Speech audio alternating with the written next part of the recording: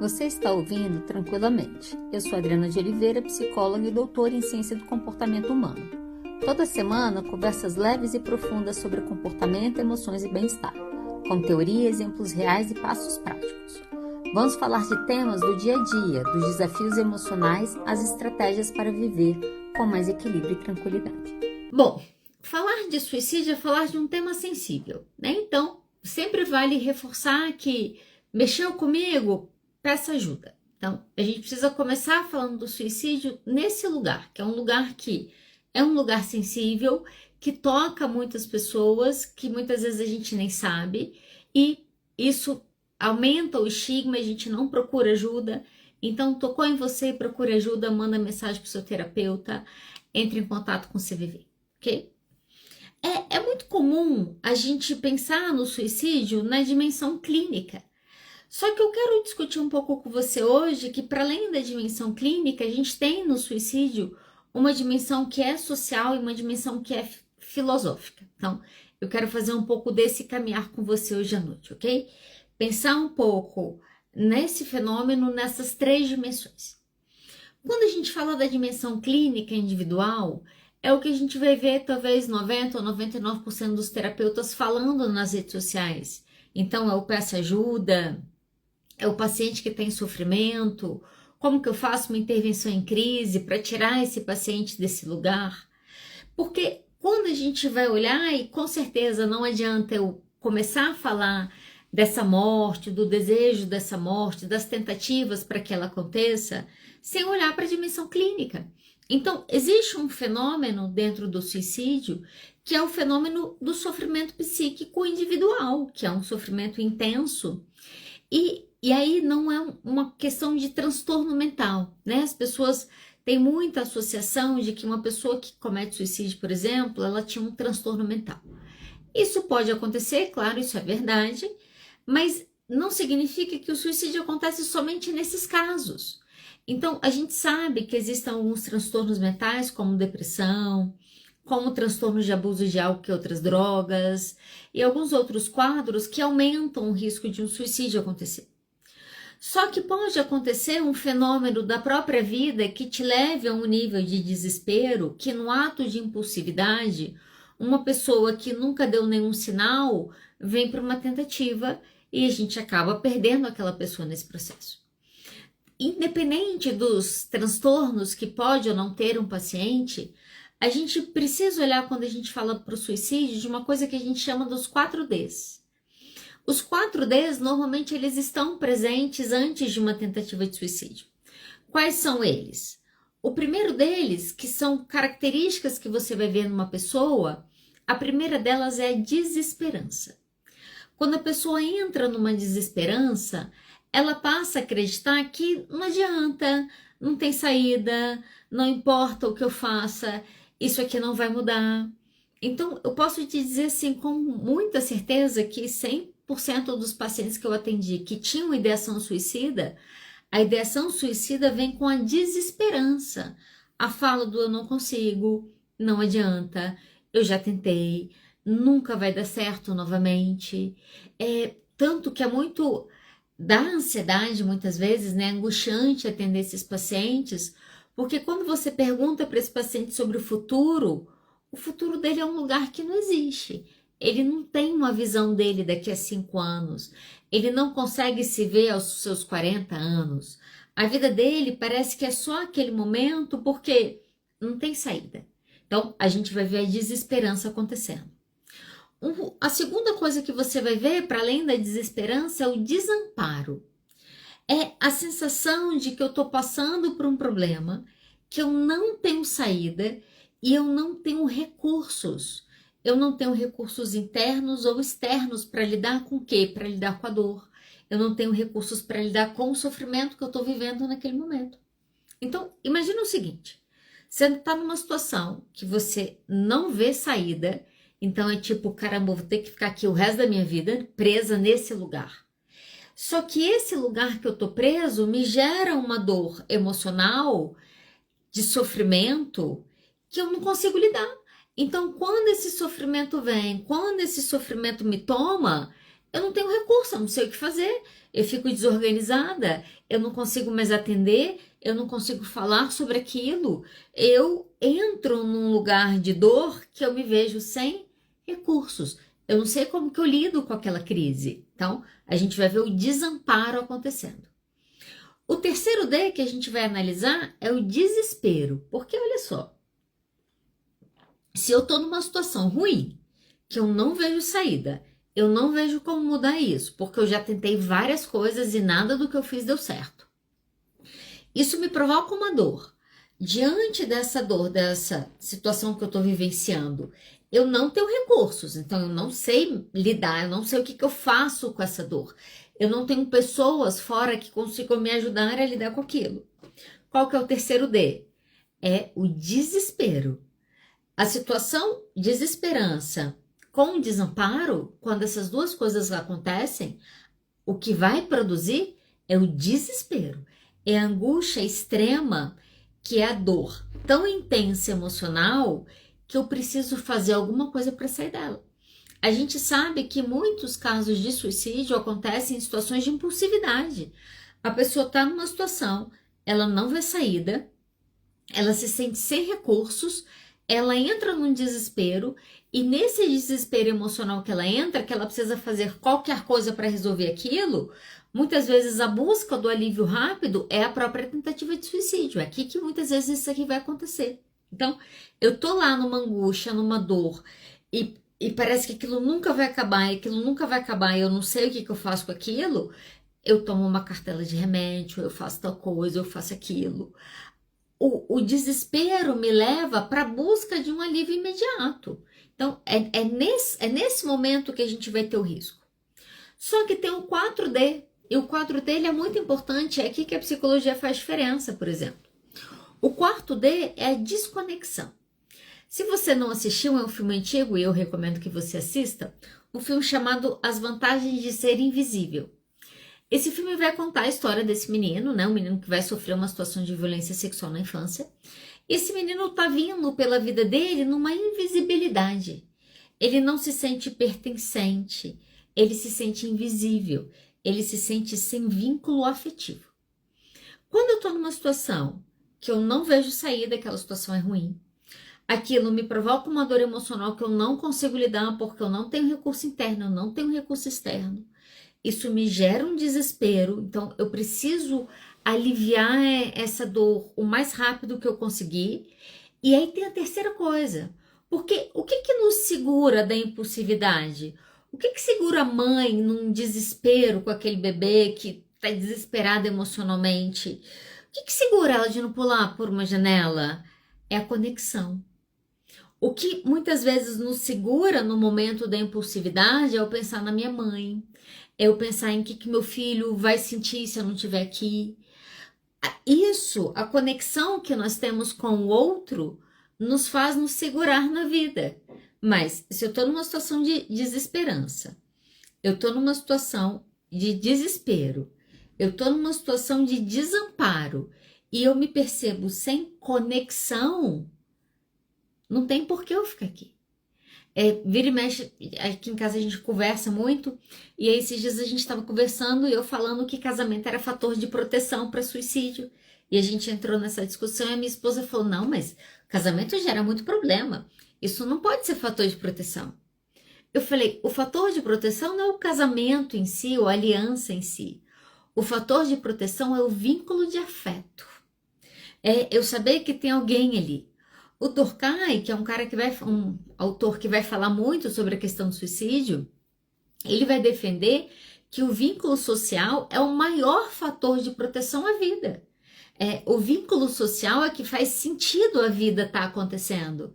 Se eu tenho desesperança, se eu tenho desamparo, se eu tenho desespero e se eu tenho desconexão, esse paciente, essa pessoa nesse momento, ela é uma pessoa que a vida dela está numa linha tênue. Se ela é uma pessoa mais impulsiva, a gente acaba vendo nessas situações tentativas de suicídio acontecer. Você quer ver como isso acontece muito na adolescência? Então, você tem um adolescente com pouco recurso, você tem às vezes um adolescente que tem muita desregulação emocional, uma família que não sabe lidar com isso, porque não sabe, nunca aprendeu, nunca sabia o que deveria ser. Essa pessoa entra lá num relacionamento, termina um relacionamento. Ao terminar o relacionamento, se depara no primeiro coração partido, né? Quem já passou por isso sabe como que é, que o mundo parece que não faz nenhum sentido mais a partir daquele momento. É uma dor emocional extremamente intensa. A pessoa se vê numa situação que ela não tem saída, ela não tem nem parâmetro para saber que aquilo pode ser diferente. Ela se sente desamparada porque ela não tem recurso interno para lidar com isso. Às vezes, quando vai procurar os pais ou os amigos, não tem suporte, essas pessoas não conseguem dar o recurso para gerenciar aquela emoção. Se vê numa angústia extrema, né? Na adolescência, as emoções tendem a estar ainda mais intensas. Isso vai ficar muito potencializado, se percebe invisível, se percebe desconectado. Na impulsividade, vem para um ato de impulsividade que infelizmente leva muitos adolescentes a mortes prematuras, né? Encerrar as suas vidas de maneira prematura por uma junção de fatores. E não necessariamente a pessoa vai ter um transtorno mental para esses fatores acontecerem. Então, óbvio, né? Como eu falei no início, eu ter um adoecimento psíquico provavelmente vai aumentar a chance disso acontecer, mas às vezes a gente tem momentos na vida, não sei se você já passou por eles, que eu brinco que a hora que a gente entra no liquidificador, já entrou no liquidificador alguma vez? Que a hora que a vida bate, você começa a capotar. Quando você, tipo assim, não, agora acabou. Não, ainda não acabou não, ainda tem mais uma coisa. Aí você termina, vai lá e bate o carro ainda. Sabe esses momentos do desespero que vem? Muitas vezes, quando acontece esses 4Ds juntos, nesse momento de desespero, e essa pessoa não tem recurso, essa pessoa não tem rede, a gente vai ver o efeito disso, infelizmente, nas nossas estatísticas, que levam os adolescentes hoje serem a terceira causa de morte entre eles no Brasil, ser o suicídio. Então, é isso que a gente vê acontecendo. Só que, se a gente parar a nossa análise na dimensão individual, muitas vezes a gente não vai conseguir fazer a intervenção que a gente precisa. Porque você recebe um paciente e aí você vai lá estabilizar a crise e você estabiliza aquele paciente. Vamos imaginar que você tenha conseguido fazer isso. Ok, mas ele vai voltar para onde? Que contexto? Para que lugar que ele vai? O paciente entra em surto, você interna ele numa clínica psiquiátrica. Ele fica lá uma semana, ele fica lá um mês. Ok. E ele vai voltar para onde? Quando ele voltar, o ambiente que ele tiver vai ter recursos para ele? Então, não adianta a gente ficar falando de intervenção, ou faça isso, ou faça aquilo, se eu tenho uma dimensão do suicídio que é social e que é coletiva, que a gente não olha para ela. Parte do suicídio está ligado à nossa cultura, a estrutura da nossa cultura passa por um sistema social que nós estamos inseridos. Deixa eu te dar alguns exemplos disso aqui rapidamente, tá? A gente tem uma dimensão social hoje no Brasil que é o machismo, a cultura do machismo. E se você me acompanha aqui, você vê que eu falo muito sobre isso. Só que eu normalmente falo o quanto que isso faz mal para as mulheres, a cultura do machismo, né? O quanto que elas vivem em situações abusivas, o quanto que elas estão muito mais doentes emocionalmente. Só que tem uma dimensão do machismo que eu falo pouco aqui, que é uma dimensão muito importante, que é o efeito da cultura machista no homem. A cultura machista, ela não põe só a mulher num lugar ruim. Ela coloca o homem no lugar do super-herói, do cara bom que dá conta de resolver tudo, que é o provedor, que é o suprassumo do deus grego da galáxia, Topsis, e essa cultura machista faz com que os homens silenciem as suas emoções. A gente se engana, porque os homens não sentem. Eles sentem sim. Eles sentem triste, eles se sentem frustrados, eles sentem raiva, eles têm medo, eles se sentem inseguros. Eles sentem também. Tá, mas por que os homens não expressam isso? O que isso tem a ver com suicídio? Apesar das mulheres fazerem mais tentativas de suicídio, quem lideram muito mais as estatísticas de mortes por suicídio são os homens. 79% dos suicídios que acontecem no Brasil são cometidos por homens. O que a cultura machista faz com eles? Os silenciam emocionalmente. Nossa, gente, eu poderia te dar tantos exemplos disso aqui, mas eu quero te dar só um. Uma vez eu estava dando aula, não sei o que, nananã, e falando, sei lá, sobre a importância do limite, do não, do respeito e papapá. Nem sei o que era.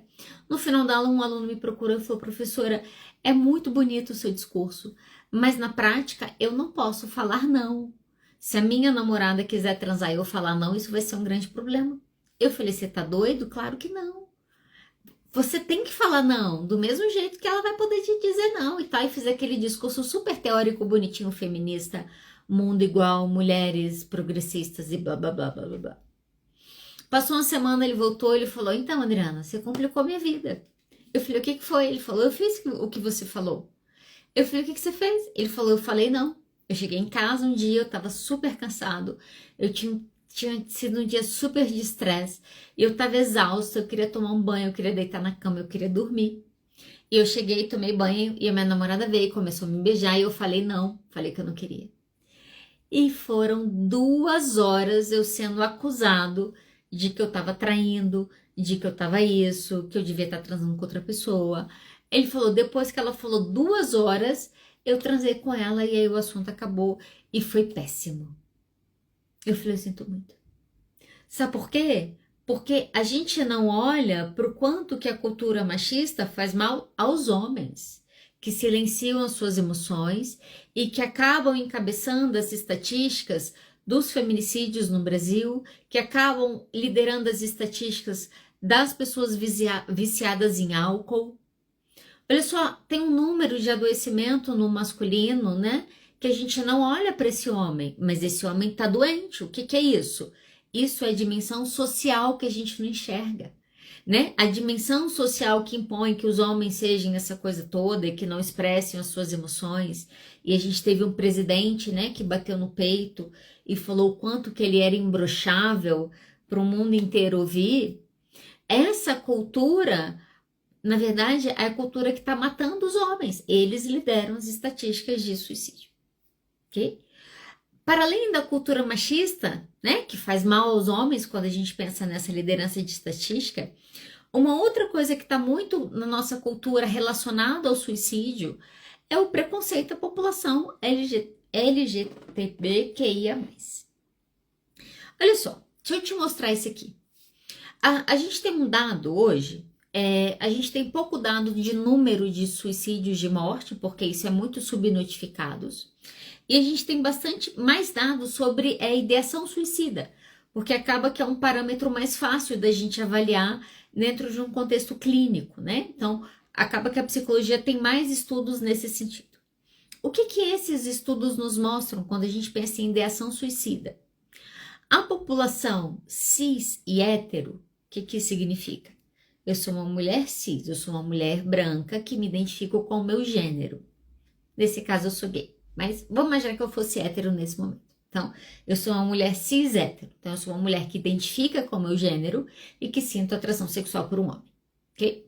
Essa população cis e hétero, a estimativa de ideação suicida gira em torno de 4%. Então, vamos pegar lá. A cada 10 pessoas que são heterossexuais, 4 delas vão ter a ideação suicida em algum momento da vida delas. Ok? 4%. Quando a gente sai dos héteros e olha para outra população, a população LGTB, o que a gente vai ver? Aumenta 5 vezes mais a ideação suicida. A gente sai agora de 4% e a gente entra agora em 20%. Então, olha só, se numa primeira situação de 10 eu teria 4, peraí que as minhas contas já estão ficando erradas, né? 4% não seria 4 de 10, seria 0,4. Então, deixa eu reformular. 4 de 10, eu vou falar de 0,4. Então, 0,4 pessoas pensariam em suicídio. Quando a gente olha para a população LGBT, a porcentagem vai para 20%. Então, de 10, a gente começa a falar de 4 pessoas. Olha só como a gente mudou essa estatística. Só que se eu fizer um recorte um pouquinho mais profundo e olhar para a população trans, o risco de ideação suicida na população trans é 10 vezes maior. Isso significa 40%. Então, olha só, quando a gente olha para esse dado e a gente vê uma discrepância gritante O que a gente está analisando é um fator de cultura. Eu tenho sim o fator do preconceito que promove o adoecimento, que impede que essas pessoas consigam ajuda especializadas e isso aumenta elas nas estatísticas do suicídio. Olha só como que a nossa cultura está nos adoecendo. Peraí. Vou te dar o último parâmetro da cultura para a gente olhar para ele. Adultização, pressões precoces e redes sociais. Então, a gente mudou. Algumas semanas atrás, você deve ter visto o Felca falando, a gente discutiu pedofilia, os pais ficaram super preocupados com seus filhos. Meu Deus, as criancinhas estão sendo exploradas nas redes sociais. Meu Deus, as mães estão vendendo conteúdo pornô para homens das suas filhas de 5, de 6, de 7, de 8 anos. Nós ficamos escandalizados. A população ficou escandalizada. O que nós fizemos? Não, a gente precisa regulamentar as redes sociais. A gente precisa cuidar, porque se a família não está cuidando, o Estado precisa cuidar. Não sei se você acompanhou, mas essa semana o governo recuou em tentar regulamentar as redes sociais. Ele viu que não vai ser possível. Sabe por quê? Porque nesse momento no nosso país, a discussão da anistia se tornou mais importante que as nossas crianças e os nossos adolescentes. Eles são secundários nesse momento. O que importa é a gente proteger homens brancos, tadinhos deles, eles estão precisando da nossa ajuda. E as crianças e os adolescentes? Não deixa eles soltos no lobo do leão aí, deixa eles no tanque do tubarão. Quem sobreviver até a vida adulta foi seleção natural. Porque olha só, quando a gente olha para essas questões, vamos olhar para os números do suicídio, né, nessa faixa etária. De 2000 a 2022, a gente teve uma dobra na taxa de suicídio para adolescentes de 10 a 14 anos. Se nesse período a gente tinha 2 suicídios de adolescente, agora a gente teria 4. Então, a gente tem essa dobra. Só que olha que maluquice. Porque além da adultização e das pressões precoces, das redes sociais, a sexualização das meninas na internet, os padrões de beleza, os padrões de adoecimento feminino, mais o machismo, o que a gente vê? Gente, é assustador, tá? Quando a gente olha para esse dado para as meninas, então, de 2000 a 2022, a taxa de suicídio para meninas no Brasil, de 10 a 14 anos, teve um aumento de 140%. Então, se em 2000 tinham 2 adolescentes que morriam no ano, agora a gente tem 10 que morrem no ano. Isso é uma dimensão cultural, isso é uma dimensão social. Não adianta eu virar para essa adolescente e falar com ela que ela não pode tentar suicídio e que ela tem que se regular emocionalmente, se dentro da casa dela o pai dela está estuprando ela. Esses dias me contaram uma história que eu fiquei tentando lembrar de uma situação de violência sexual de uma menina e tal. Eu estava tentando lembrar a história para contar para vocês e não estava conseguindo lembrar a história. Eu falei, não, vou pesquisar, porque uma história como essa não deve ter muitas. A menina engravidou do pai e aí denunciaram o conselho tutelar. Uma confusão a história. Eu falei, não, vou pesquisar porque só deve ter essa história. Eu confesso para você que eu me arrependi. Eu entrei no Google, eu coloquei caso de adolescente estuprada pelo pai em Brasília. E, gente, o Google não parou de me mostrar páginas de casos. 2025, 2024, 2000 não sei o quê, e isso aqui, e o pai aonde, e o pai que premeditou, e o pai que não sei aonde. Aí você pega essa menina e fala, não, você tem que aprender a se regular emocionalmente. E aí você faz o quê? Aí você leva ela para casa pro pai cuidar dela? Ah, não, a gente tem que proteger ela, vamos colocá-la no abrigo. No ano passado, no Rio Grande do Sul, o que aconteceu com as mulheres nos abrigos é que elas estavam sendo violentadas sexualmente. A gente nunca vai conseguir, de fato, olhar para um dado desse e pensar que as nossas meninas de 10 a 14 anos estão morrendo antes mesmo delas começarem a vida delas, se a gente não tiver coragem de olhar para uma dimensão social. A gente está passando por isso nesse momento. A gente está no mês de prevenção ao suicídio. A gente está vindo de um fenômeno, de uma denúncia séria de pedofilia. A gente movimentou o Congresso numa precisamos regulamentar as redes, e uma semana a gente voltou para o padrão normal. E aí os psicólogos vieram para a internet falar para as pessoas: vocês precisam aprender a se regular emocionalmente. Como que a gente se regula emocionalmente nesse país? Não sei você, mas tem hora que esse país desalinha todos os meus chakras, é impressionante. Semana passada eu tirei férias, né? Tirei uma semana de recesso, fomos para Chapada descansar um pouco. E eu falei, vou ficar sem celular. Chegamos lá na segunda. Quando foi terça, eu falei, não, deixa eu ver o que está acontecendo no mundo. Gente, eu peguei meu celular, entrei no meu Instagram, quando eu atualizei assim, apareceu terremoto na Grécia. Eu falei, não tem condição. Aí eu fechei meu celular, deixei. Falei, não, vou tentar ficar sem celular, vou tentar ficar sem notícia. Por quê? Porque se a gente ignora que, para além de uma dimensão individual, eu tenho sim uma dimensão que é uma dimensão social. O suicídio está ligado ao desemprego. O suicídio está ligado ao machismo. O suicídio está ligado hoje às redes sociais que não tem regulamentação, que isso aqui é um negócio de maluco, que todo mundo pode falar o que quiser e pode fazer o que quiser e pode vender seus filhos para os outros, que o governo não está nem aí porque não tem força para bancar e regulamentar isso. E você fala, tá, mas aí o que eu faço? Para onde que eu volto? Né? Então, a gente está numa dimensão que você está atendendo aquela pessoa, que a pessoa está numa situação de vulnerabilidade e fala, tá, mas e aí? Né? Para onde que eu vou? E isso é muito interessante, tá? A pessoa vem, você vai trabalhar numa situação de intervenção em crise. Então, se o paciente chega e ele está em crise, você precisa estabilizar ele.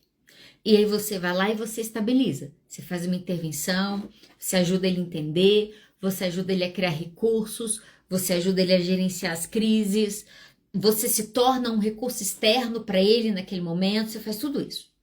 Quando tudo isso acontece e você estabiliza o seu paciente, que ele saiu do risco, ele não está mais num risco iminente. Mas nesse momento ele vira para você e fala, tá, mas e aí? Vale a pena? Vale a pena viver isso aqui? E aí nesse momento, e eu me vejo muito nisso, tá? Às vezes eu vou dar supervisão, o psicólogo chega para a supervisão e ele já me fala tudo que ele fez naquele caso e todas as intervenções que ele fez e tudo que ele podia fazer e tudo que ele sabia. E ele fala, tá, mas e aí o que eu faço? Fala, agora você precisa perguntar para o seu paciente se a vida dele vale a pena. Porque quando eu estabilizo esse paciente, que ele tá lá bem estabilizado, agora ele vem para uma questão que é filosófica. Tá bom, eu tô um pouco melhor, mas eu quero viver a vida. Faz sentido isso? Faz sentido eu daqui a 2 semanas ter uma outra crise? É isso que eu quero? O Albert Camus vai defender que só existe um problema filosófico que é realmente sério, que é o suicídio, que é a grande pergunta. A vida vale ou a vida não vale a pena? É muito difícil você intervir em casos assim, ou até mesmo conseguir vincular um paciente assim, se você não conseguir entrar numa dimensão filosófica. Porque a questão que nesse momento que a coisa parece que acalma, eu começo a me perguntar se realmente eu quero estar aqui. Realmente eu quero essa família? Ou eu queria ter outra? Mas eu queria ser mulher ou eu prefiro ser homem? Mas vai valer a pena a vida ser desse jeito? Não, mas desse jeito a vida não vale a pena. Eu vou te dizer o seguinte, 100% das pessoas que chegam no consultório com ideação suicida e que me falam que a vida delas não vale a pena, pode ser muito sincero, não vale mesmo. Não vale mesmo. Só que nesse momento que o meu paciente está lá se perguntando se a vida vale a pena, eu na verdade gosto de fazer uma outra pergunta para ele, a sua vida vale a pena? Sabe por quê? Tem 20 anos que eu atendo. E eu atendo pessoas diferentes, de classes sociais diferentes, com histórias diferentes, com problemas diferentes. E é muito interessante porque eu tenho pacientes que eles amam estar vivos. Eles têm problema, eles têm luta, eles têm briga, eles têm treta, tem tudo. A vida continua acontecendo, os problemas continuam acontecendo, mas eles amam a vida.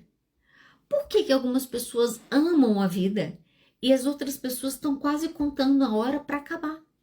Né? E É aquela coisa, enquanto uns estão lá, sei lá, animados para a educação física, os outros estão em sofrimento porque eles vão ter que fazer educação física aquele dia. Que inferno! Por quê?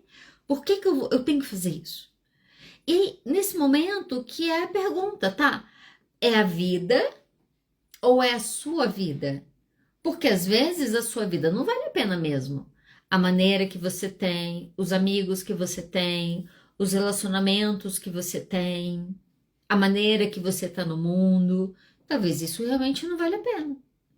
E aí, nesse momento, a pergunta precisa ser, né, ou começa a ser qual vida vale a pena? Qual vida vale a pena? Porque, posso ser muito sincero com vocês, ninguém quer morrer. Até quem quer morrer não quer morrer.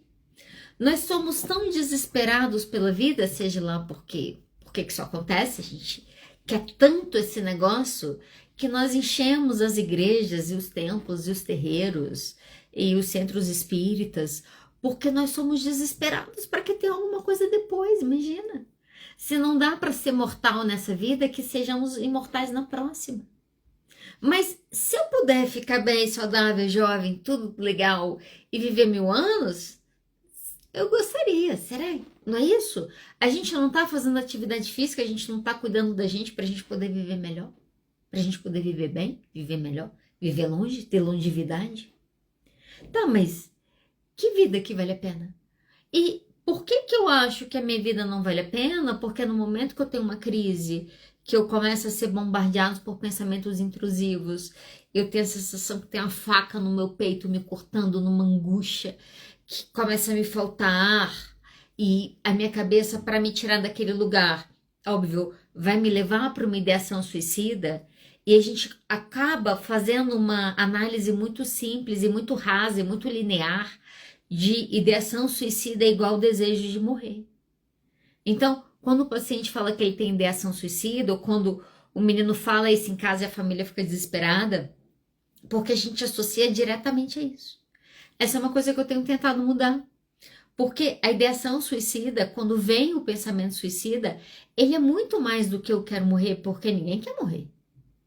Como que vem um pensamento que eu quero morrer se todo mundo quer ser imortal? Porque é muito mais do que isso. A verdade, né? O lugar que a gente olha, quando vem a ideação suicida, é o desejo de não continuar vivendo da maneira que eu estou vivendo. A minha vida nesse momento não vale a pena. O que eu estou passando nesse momento não vale a pena. Há um tempo atrás, eu acompanhei um caso, e quando ela chegou na terapia, ela estava vindo de 2 tentativas de suicídio. Então, ela tinha entrado numa depressão, ela fez uma tentativa, não conseguiu, fez uma outra tentativa. Quando ela faz a segunda tentativa de suicídio, o terapeuta que acompanhava ela falou, olha só, não dá para te acompanhar mais, eu não consigo te acompanhar mais. Você precisa de uma pessoa mais especialista. E falou, vou te encaminhar. E nesse momento essa pessoa chega então encaminhada.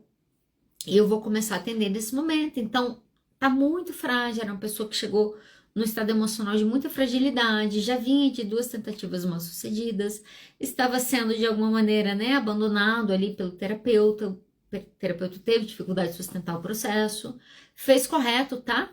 É melhor encaminhar no momento que eu percebo a minha limitação do que também levar esse paciente para um sofrimento que eu não estou dando conta de suportar. Então, foi super adequado, mas tem a fragilidade da troca, da terapia. Então, a gente começa a trabalhar e tal. E aí, eu lembro que teve... E aí, quando você começa a atender esses casos, mexe muito emocionalmente, porque à medida que o meu paciente está questionando se a vida vale a pena ou não, nitidamente eu me questiono se a vida vale a pena ou não. Não tem como. A gente não fala sobre morte abertamente mais, porque falar sobre morte envolve eu olhar para minha própria finitude, né? Do que é morrer ou do que é viver para mim. E a gente tem dificuldade de ter essas conversas e de manter essas conversas. Ok. Então, eu começo a acompanhar essa pessoa, essa muito frágil, muito frágil. E, basicamente, o que ela uma hora vai me dizer, né, dessa angústia, desse desejo, dessa paralisia e dessa paralisia da vida que ela entra, que o único caminho que resta é a dor física, O único caminho que resta é a morte física. Então, quando uma pessoa vem para o suicídio, o que ela está dizendo é que aquela versão dela no mundo não tá boa, ela não tá dando mais conta de estar aqui e ela precisa acabar com aquele personagem. Ela precisa matar aquele personagem. Okay? A angústia existencial, quando ela nos acomete dessa percepção de uma vida sem sentido, da vida que eu estou vivendo sem sentido, ou da minha incapacidade de olhar para o meu futuro e ter esperança em relação a ele, quando eu paraliso nela, que eu fico presa nessa vida, que eu não consigo sair desse lugar, eu venho para uma tentativa de suicídio. Só que a angústia existencial, às vezes eu tento mostrar isso para os meus pacientes, a angústia existencial, esse desejo que te invade, que te atravessa, de que não vale a pena, pode mais do que te levar para uma paralisia, pode ser um chamado, pode ser um convite, pode ser um canto da sereia. Para quê? Para uma vida com mais autenticidade. Porque quando a minha vida começa a estar num lugar que ela não faz mais sentido, precisa morrer mesmo. A gente não fala muito sobre isso. Então, quando o paciente chega e ele fala, eu quero morrer, eu falo, talvez você precise mesmo. Mas talvez a morte não precise ser física. Talvez a morte possa ser simbólica. Você pode matar esse personagem. Você pode mudar o seu nome. Você pode matar a sua sexualidade e começar uma outra. Você pode matar essa sua carreira e começar uma diferente. Talvez valha a pena matar essa família de origem que você achou que seria várias coisas e na verdade nunca foi nada disso. E talvez você vai precisar matar a sua expectativa do que você quer que sejam eles para você poder construir uma outra vida. Quando o paciente traz a morte, porque eu estou no campo filosófico nesse momento, a morte precisa acontecer.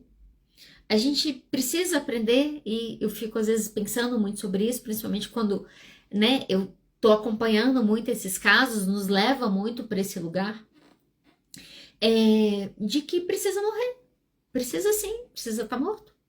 E aí eu tava, nesse caso que eu tava acompanhando, deixa eu voltar para ele que eu perdi o raciocínio aqui. Eu tava acompanhando, eu tava muito angustiada, acompanhando o caso, e aí essa paciente fez uma terceira tentativa de suicídio. E aí quando ela fez a terceira tentativa de suicídio, ela já estava sendo acompanhada por mim, a mãe dela me mandou mensagem. Olha, não sei se você já passou por isso, mas é uma sensação horrível. Olha, eu não desejo isso a ninguém. A família muito menos, né? Mas o terapeuta, nossa, como aquilo é ruim. Uma sensação que te consome dentro, assim, uma invasão de pensamentos. Um vazio que você entra momentaneamente, que você fala, puta que pariu. O que eu não vi? O que eu vi? O que eu podia ter feito? O que eu não podia ter feito? O que aconteceu? O que não foi? E isso aconteceu. E eu angustiada, minha esposa falou, o que foi? Eu falei, não, uma paciente me tentou suicídio e tal. E a minha esposa virou para mim e falou assim, você não acha que as pessoas têm direito de morrer? Você não acha que as pessoas, no momento da vida delas, que elas estão numa situação que não tem saída, elas não teriam direito de escolher sair da vida delas? Eu falei, eu acho. E às vezes eu converso com isso com meus pacientes, eu acredito. Eu acho que pode chegar um momento que eu acho que é melhor escolher não estar aqui. Eu falei, mas essa escolha não pode ser feita no desespero. Porque quando o meu paciente de 20 anos fala que a vida dele acabou, porque ele não conseguiu emprego, e porque o relacionamento é errado, ele tá há 2 anos numa depressão, e ele não consegue sair disso, e ele nunca mais vai amar ninguém, ele ainda não sabe que os 2 anos terríveis que ele tá vivendo, daqui a um tempo vai representar tão pouca coisa. Eu falei com ela, eu acho que as pessoas têm direito sim de escolher. Eu acho que a nossa sociedade deveria ser mais madura para a gente poder conversar mais abertamente sobre a morte, como a gente vê em outros países, e a gente não faz isso. Eu falei, então eu acho. Mas eu não acho que uma pessoa tem que morrer porque ela está num dia ruim, porque ela está num ano ruim, porque ela está numa situação de desesperança, de desamparo, de desespero e de desconexão, e ela acha que uma hora da vida dela, aquelas 24 horas que ela entra naquela crise, aquilo vai ser eterno. Eu falei, não vai ser eterno, aquilo vai passar. Eu falei, então quando eu trabalho com esse paciente, quando eu tô aqui brigando pela vida dele, não é porque eu quero tirar dele o direito de morrer. Na verdade, eu quero ajudá-lo a fazer isso. Mas eu quero ajudá-lo a morrer e a renascer em vida. Esse é o meu trabalho. Quando essa pessoa fala dessa vida que é uma vida insustentável, eu entendo que ela é insustentável mesmo. E a partir disso, eu preciso construir um caminho que pode ser o caminho de matar o personagem, que vai ser o caminho de matar o casamento hétero, que vai ser o caminho de matar a profissão de médico, que vai ser o caminho de matar aquela família que eu tanto idealizei, que agora eu entendo que não é isso. E que eu queria muitas coisas e que a vida não me deixou. Às vezes eu falo, hoje eu estava atendendo um paciente, eu vou terminar com essa história. Hoje eu estava atendendo um paciente e ele está num processo de morte, né? A gente falou sobre isso hoje. Ele está num processo de muita mudança. E essa mudança está muito concreta. Ele vai ter que literalmente fazer uma mudança de física. Então ele vai ter que fazer uma mudança de estado nesse processo que ele está vivenciando. E eu perguntei como que ele estava. Eu senti ele mais baixo, assim, mais triste. Perguntei como ele estava, ele falou assim... Aí ele me contou uma série de coisas, tá? Ele falou, tô triste. Eu acho que eu tô em luto. Não sei se eu tô resistindo, não sei se eu tô em luto. Eu falei, você ainda não tá em luto. Você está em morte. O processo que você tá vivendo agora, né? Quando você vai passar por um divórcio, que você vai arrumar a sua mala para sair de casa, que você vai ter que ajeitar a casa para sair daquele lugar, ou que você vai ter que ajeitar a casa para voltar para casa da sua mãe ou para casa do seu pai, porque naquele momento você não está dando conta mais financeiramente de manter, porque você está vivendo em desemprego e você vai precisar pedir ajuda. Gente, na hora atravessa uma ideação suicida. A vergonha de ter que aceitar, a vergonha de ter que voltar. E nesse processo, o que a vida acaba nos pedindo vai precisar morrer esse personagem, vai precisar morrer o personagem orgulhoso que não pede ajuda para a família, né? Vai precisar morrer os amigos que existiu, vai precisar morrer a cidade que eu tive. E aí é uma coisa que eu normalmente falo para os meus pacientes, que é, quando a vida te convidar a morrer, morra. Vamos aprender a morrer. Quando a vida falar que o relacionamento terminou, vamos aceitar que ele terminou. A gente precisa aceitar os finais. E às vezes os finais é o final da vida que eu tinha planejado para mim. Eu tinha imaginado uma vida e agora? Agora a vida vai ser outra. Agora a vida vai ser de uma outra forma. A gente dificilmente consegue tirar de fato um paciente do risco se eu não consigo olhar para o suicídio nessas 3 dimensões. A dimensão clínica, a dimensão social e a própria dimensão filosófica. E eu quero terminar com uma frase, não sei quantos de vocês conhecem um autor chamado Eckhart Tolle. Nunca sei falar o nome dele direito. Ele fala o seguinte: seja qual for o conteúdo do seu momento presente, aceite-o como tivesse escolhido. Então, quando a vida pedir para você terminar o casamento porque o seu marido pediu divórcio, aceite o divórcio como se você tivesse tomado aquela decisão. Quando a vida pedir para você mudar de cidade, você ficar angustiado, com uma vontade de morrer porque você acha que você não vai dar conta daquilo, aceite aquilo como se você tivesse feito aquilo. Por quê? Aceitar isso é entender nesse momento que a vida está pedindo para matar algumas partes da minha vida. Está pedindo para matar alguns amigos, está pedindo para matar alguns amores, está pedindo para matar algumas ilusões do que eu achei que seria vida e do que ela é e do que eu posso aprender e como que eu posso gozar dessa vida nesse momento. Quando a vida te convidar a morrer, morra. Quando a gente aceita a morte, quando a gente aceita os finais, é quando a gente pode começar um novo capítulo. Se esse conteúdo mexe com você, peça ajuda, né? Se chega um momento que você se vê nesse lugar, que você não sabe o que fazer, liga lá no CVV 188, o número é nacional, né? Manda mensagem pro seu terapeuta. A gente consegue construir vidas mais significativas quando a gente consegue sair da invisibilidade e quando a gente consegue começar a criar conexões. Sabe por que a terapia é um fator de proteção à questão do suicídio? Porque a terapia cria conexão.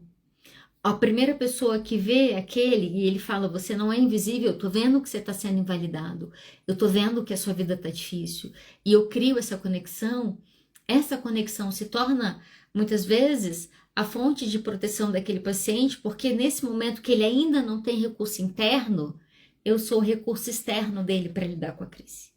E é assim que a gente constrói os caminhos de prevenção ao suicídio. Você ouviu tranquilamente. Se esse episódio te fez respirar um pouco melhor, siga o podcast, avalie e ative o sininho para não perder os próximos. Toda quarta-feira, às 20h30, temos live no Instagram, @psi.adriana_de_oliveira, que vira episódio aqui toda sexta de manhã. Compartilhe com uma pessoa que precisa desse respiro hoje. Eu sou Adriana de Oliveira e lembre-se, cuidar da mente é um ato de coragem. Até a próxima.